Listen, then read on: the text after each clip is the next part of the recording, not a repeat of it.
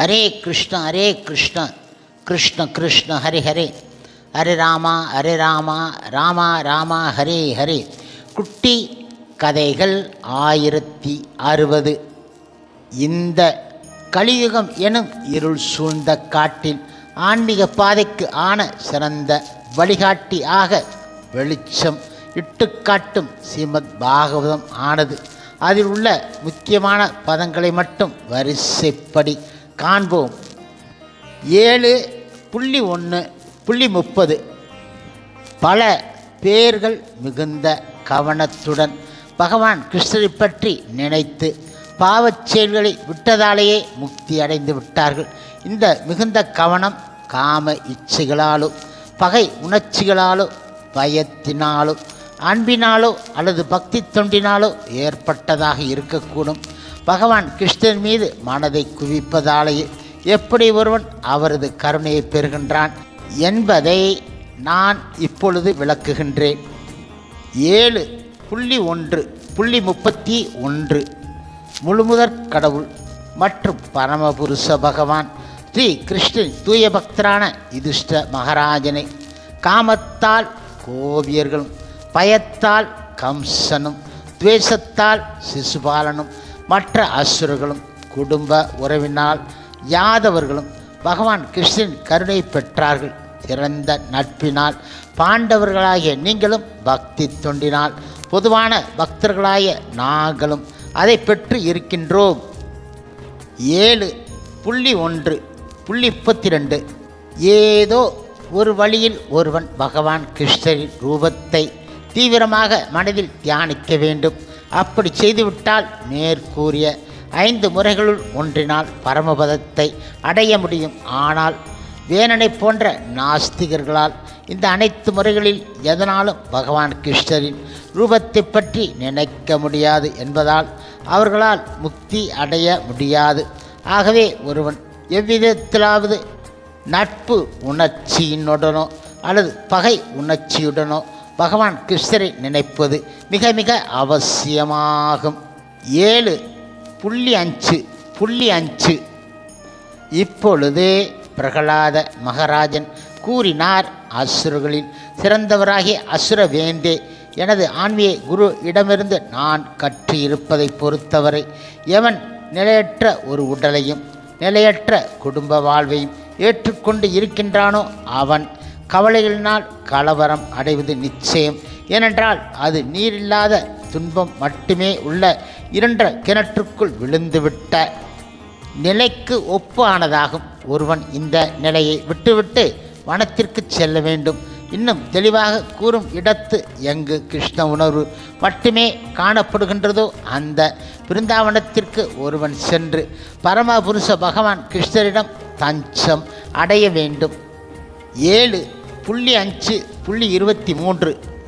பிரகலாத மகாராஜன் கூறினார், பகவான் விஷ்ணுவின் உன்னதமான திருநாமம், ரூபம், குணங்கள், உபகரணங்கள் மற்றும் லீலைகள் ஆகியவற்றை பற்றி கேட்டல் மற்றும் பாடுதல், அவற்றை நினைத்து கொண்டு இருத்தல், பகவான் கிருஷ்ணரை தாமரை திருப்பாதங்களுக்கு தொண்டு செய்தல், பகவானுக்கு 16 வகையான உபச்சாரத்தை செய்தல், பகவானை துதித்தல், அவரது சேவகனாக இருத்தல், பகவான் கிருஷ்ணரை தனது உற்ற நண்பராக நினைத்தல், அனைத்தையும் அவருக்கு அர்ப்பணம் செய்தல், அதாவது மனது, பேச்சு, செயல் ஆகியவற்றினால் அவருக்கு சேவை செய்தல் ஆகிய இந்த 9 முறைகள் தூய பக்தி தொண்டுகளாக ஏற்றுக்கொள்ளப்பட்டு இருக்கின்றன. இந்த 9 முறைகளின் மூலமாக தனது வாழ்க்கையை பகவான் ஸ்ரீகிருஷ்ணன் சேவைக்காக அர்ப்பணித்து இருப்பவன் பூரண அறிவை பெற்று இருப்பதால் அவன் மிக மிக கற்று அறிந்தவன் என்பதை புரிந்து கொள்ள வேண்டும். 7.5.30. பிரகலாத மகாராஜன் மேலும் கூறினார், கட்டுப்பாடு இல்லாத புலன்களின் காரணத்தால் பௌதிக வாழ்வில் அதிக ஈடுபாடு கொண்டவர்கள் நரக சூழ்நிலைகளை நோக்கி முன்னேறி சென்று மென்றதே திரும்ப திரும்ப மென்று கொண்டு இருக்கின்றார்கள். மற்றவர்களின் உபதேசங்களாலோ அவர்களது சொந்த முயற்சியாலோ அல்லது இந்த இரண்டின் சேர்க்கையாலோ பகவான் கிருஷ்ணரிடம் அவர்களுக்கு நாட்டம் ஏற்படுவது கிடையாது. 7.5.31 பௌதிக வாழ்வை அனுபவிக்க வேண்டும் என்ற உணர்வில் உறுதியாக சிக்கிக்கொண்டு இருப்பவர்களும் புலன் பொருட்களில் பற்று கொண்டு இருக்கும் அவர்களை போன்ற ஒரு குருடனை தங்களது தலைவனாக அல்லது குருவாக ஏற்றுக்கொண்டு இருப்பவர்களான மனிதர்களால் ஆன்மீக உலகிற்கு திரும்பிச் சென்று பகவான் விஷ்ணுவின் சேவையில் ஈடுபடுவதுதான் வாழ்வின் லட்சியம் என்பதை புரிந்து கொள்ள முடியாது ஆகும். ஒரு குருடனால் வழிகாட்டப்படும் மற்ற குருடர்கள் சரியான வழியை விட்டுவிட்டு விலகிச் சென்று ஒரு சாக்கடையில் விழுவது போன்று பௌதிக பற்று உடைய ஒருவனால் வழிகாட்டப்படும் பௌதிக பற்று உடைய மற்றவர்கள் பலன் கருதும் செயல்கள் என மிக மிக உறுதியான கயிர்களால் பிணைக்கப்பட்டு இருக்கின்றார்கள்.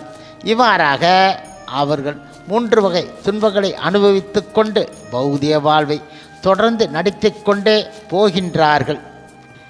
7.5.32 பௌதிக களங்கங்களில் இருந்து முற்றிலும் விடுபட்டு இருக்கும் ஒரு வைஷ்ணவருடைய தாமரை திருப்பாதங்களின் தூசியை தங்கள் உடல்களின் மேல் பூசிக்கொண்டால் அல்லாதது பௌதிக வாழ்வில் அதிக நாட்டம் கொண்டு உள்ளவர்களால் தமது அசாதாரணமான செயல்களுக்காக புகழப்படுபவரான பகவான் ஸ்ரீ கிருஷ்ணரின் தாமரை திருப்பாதங்களில் பற்று கொண்டவர்கள் ஆக முடியாது ஆகும். கிருஷ்ண உணர்வினர் ஆகி அவரது தாமரை திருப்பாதங்களில் இவ்வாறு சரண் அடைவதால் மட்டுமே ஒருவனால் பௌதிக களங்கங்களிலிருந்து விடுபட முடியும் ஆகும். 7.6.1 பிரகலாத மகாராஜன் கூறினார், போதுமான அறிவு இருக்கும் ஒருவன் வாழ்வின் துவக்கத்தில் இருந்தே, அதாவது இளம் வயதான குழந்தை பருவத்தில் இருந்தே இந்த மனித உடலை பகவான் கிருஷ்ணரின் பக்தி தொண்டில் ஈடுபடுத்த வேண்டும். மற்ற எல்லா ஈடுபாடுகளையும் அவன் விட்டுவிட வேண்டும். கிடத்தற்கரியதான இந்த மனித உடல் மற்ற உடல்களைப் போன்று நிலையற்றது என்றாலும் அர்த்தம் உள்ளதாகும்.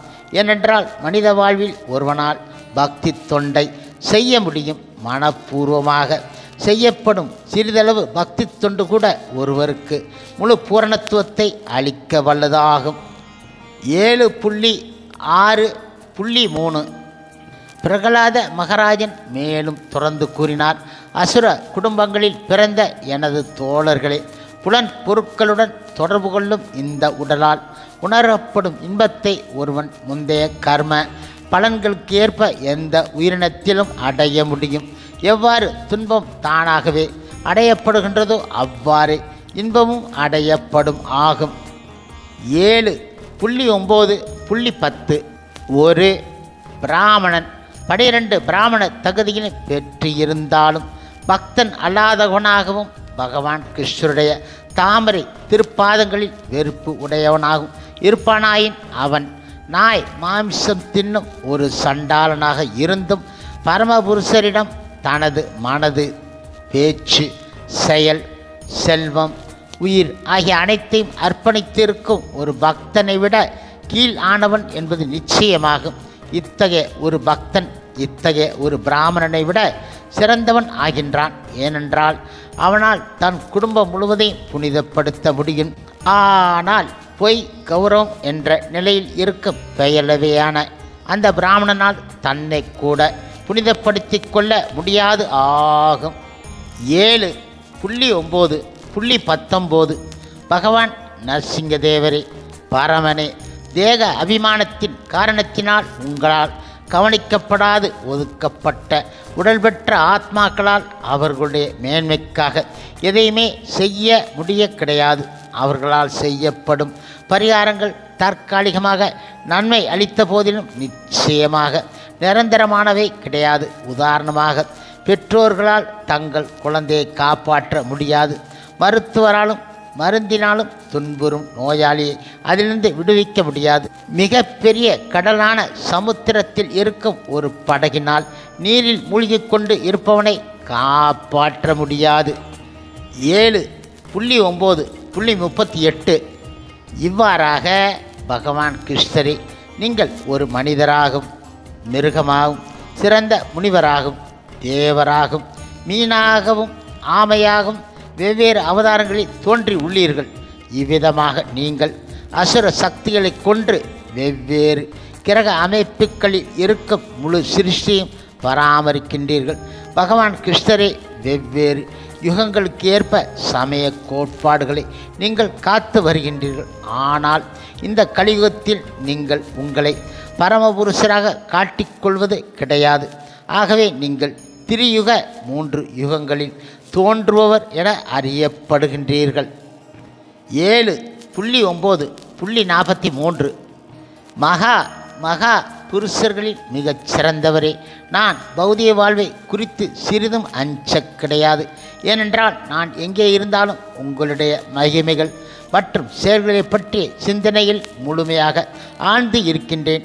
பௌதிக சுகத்திற்காகவும் தங்களுடைய குடும்பம், சமூகம், தேசம் ஆகியவற்றிற்காகவும் பெரிய பெரிய திட்டங்களை தீட்டிக்கொண்டு இருக்கும் முட்டாள்களையும் கயவர்களையும் பற்றித்தான் நான் மிக மிக கவலைப்படுகின்றேன்.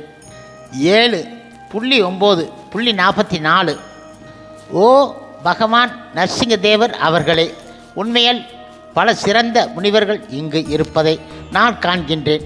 ஆனால் தங்களுடைய சொந்த முக்தியில் மட்டுமே இவர்கள் நாட்டம் கொண்டு இருக்கின்றார்கள். இவர்கள் பெரிய பெரிய நகரங்களிலும் பெரிய பெரிய பட்டணங்களிலும் வாழும் மக்களை பற்றி கவலைப்படாமல் மௌன விரதம் பூண்டு தியானம் செய்வதற்காக இமயமலைக்கு அல்லது வனத்திற்கு சென்று விடுகின்றார்கள். மற்றவர்கள் கடை தேற்றுவதில் இவர்களுக்கு ஆர்வம் கிடையாது. ஆனால் என்னை பொறுத்தவரை தீனர்களான இந்த மூடர்களையும் கயவர்களையும் விட்டுவிட்டு தனியான முக்தி அடைவதை நான் விரும்ப கிடையாது.